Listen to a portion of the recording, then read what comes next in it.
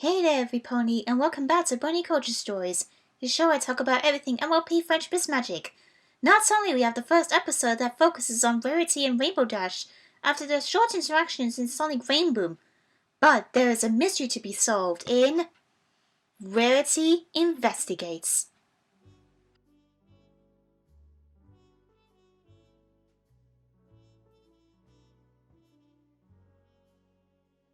The episode begins with Rarity and Sassy Saddles adding in a new line to Cancelot Carousel. It is interesting to see Sassy Saddles have the Cancelot boutique and actually running the shop following the rules of Rarity. Rarity explains that her new collection was inspired by a book character called Shadow Spade, a mystery-solving detective. I think Rarity loves mystery novels. I like how she pays attention to detail when she adjusts the position of the clothing. I instantly connect to Rarity in this whole episode as I love mysteries. Through TV, literature, especially the Sherlock Holmes novels, and live performances through murder mystery events. It is a great genre to understand and this type of story.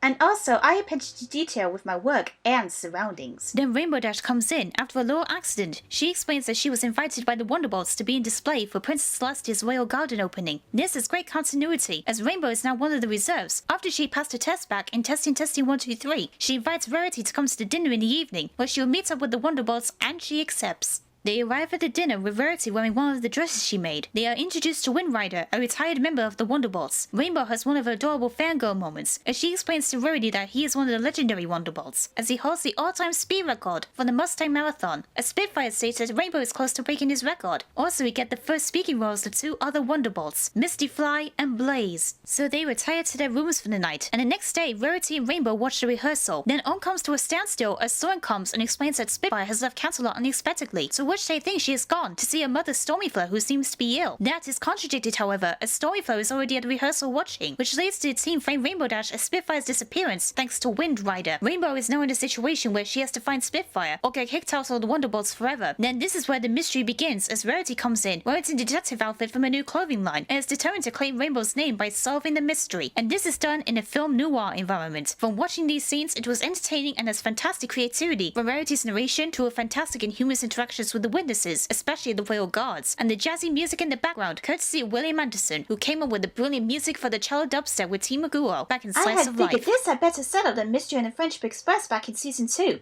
where Pinky kept jumping to conclusions about doing the actual mystery solving process properly, and it led to Twilight fixing the problem.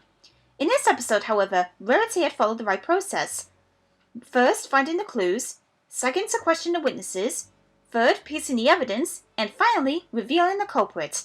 However, Rainbow Dash is getting frustrated and doubts Rarity's methods, but she reassures her that she knows what she is doing. Another thing I liked about the film noir setup, that was a tribute to film noir films from years past, including the 1941 film The Maltese Falcon, based on the actual novel itself, starring Humphrey Bogart, known for his famous role in one of the greatest film noir movies of all time, Casablanca. Then Rarity gathers every pony in the dressing room and reveals the real culprit to this mystery, which happens to be Wind Rider. I agree this was a predictable outcome like all the mystery-themed episodes and cartoons and media, including Scooby-Doo, except on a few occasions where the culprit turning out to be someone who they didn't expect to be the culprit. Despite the predictable outcome, that did not deter me from seeing how the mystery was solved. Let us examine the clues, along with Rarity that reveals to be Wind Rider. Exhibit A. The shards in Rainbow's mane found in Spitfire's room were not brushed or anything. It was cut in a straight line and it wasn't a chunk. Exhibit B. The envelope that the chunk was found on gave off the scent of Wind Rider's periwinkle cologne. Exhibit C. One of the curtains in the hallway were unfurled, which meant some pony was hiding behind them.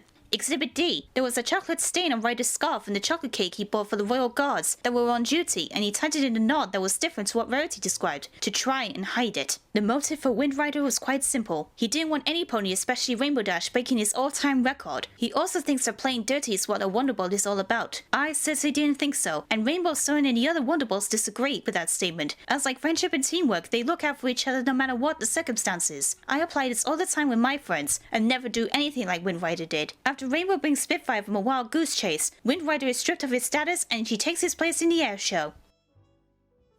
What I got from this episode is that you should always trust the instincts of the person who solves a problem, like solving the mystery Rarity did. We have to be reassured by them. In the end, we will succeed. Overall, I enjoyed this episode.